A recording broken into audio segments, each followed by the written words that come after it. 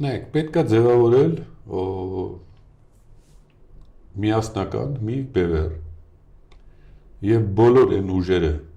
որոնք մտադիր են պայքարել այս ընտրությունների ժամանակ, մտնել ընտրարշավի մեջ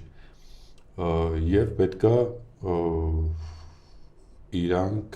իրանց ամբիցիաները մի կողմ թողնեն եւ ձևավորեն մի ընդհանուր բևեռ։ Տեսեք, բազմաթիվ նոր կուսակցություններ են հայտնվել, նոր բաներ, որոնք ըստ էության ունենալու են լավագույն դեպքում 1%, 1.5% լավ։ Այդ ձայները բոլոր ընդդիմադիր ձայները փոշիանալու են։ Իսկ եթե մեկ բևեռի մեջ լինի, մեկ դաշինքի մեջ լինի կամ ազգային ճակատ կոչվի կամ ինչ-որ չգիտեմ այլ դաշինք կոչվի, այդ բոլոր ձայները 1%-անոց պլյուս են լինելու այդ հիմնական ուժին։ Այսինքն ի՞նչ է պետք, կոնսոլիդացիա է պետք։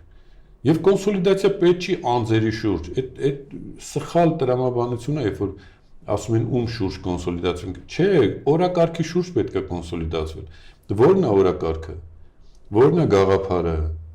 դրվեց գաղափարը, դրվեց օրակարգը, դրա շուրջ պետք է կոնսոլիդացվել